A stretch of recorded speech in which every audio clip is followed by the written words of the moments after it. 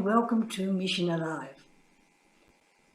A little while ago I spoke about God being a God of surprises.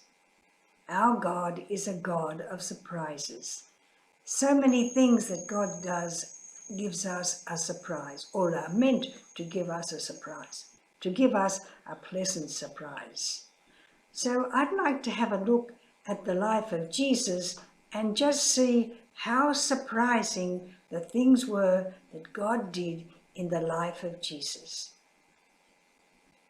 I told you once about an old man who picked up my medal and said, "Do you think that God would choose an unknown woman from an unknown village to be his mother?"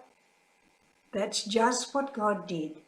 God chose an unknown woman, Mary, from an unknown village. The village of Nazareth isn't mentioned anywhere in the Bible until we get to those words. God sent the angel Gabriel to a village in Galilee, a village called Nazareth.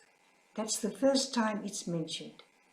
And so he chose an unknown woman from an unknown village to be the mother of his son. And Mary said, "Behold, the handmaid of the Lord. I will do what God wants me to do." That was the first surprise. Then the second surprise was being born in a stable. Jesus was in the line of David.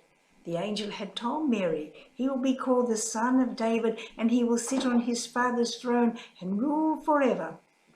Surely born in a palace, surely born in one of the beautiful homes in Jerusalem.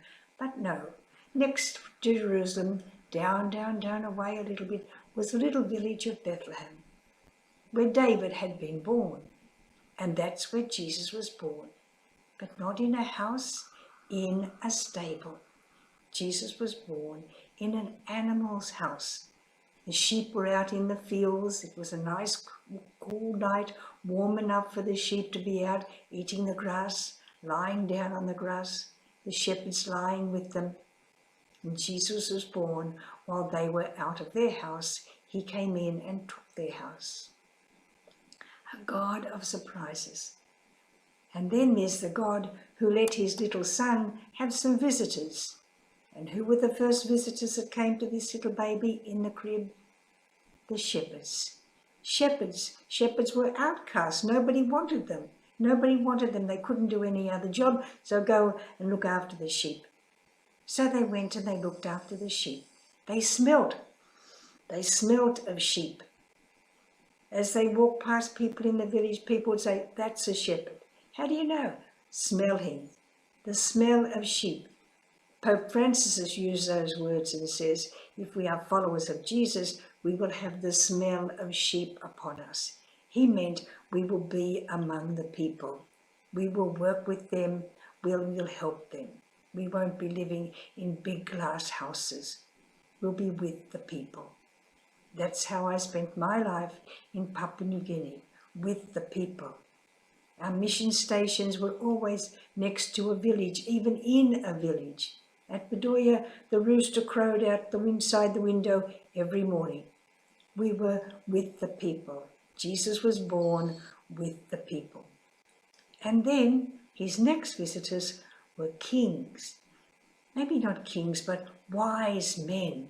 Men who were highly respected, regarded by everybody as more important even than the kings. They were wise men. They were the Magi.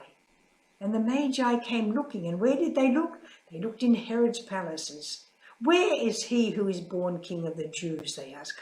"King of the Jews," said Herod.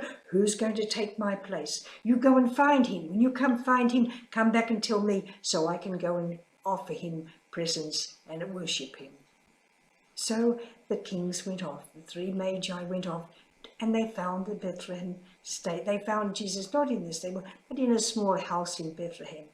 After his birth and all the people had gone home from the census, Joseph and Mary moved to a house nearby, an empty house, because Our Lady Mary had to remain in the house for 40 days after the birth of her son. So God was full of surprises from the very beginning. So in your life, watch for a God of surprises.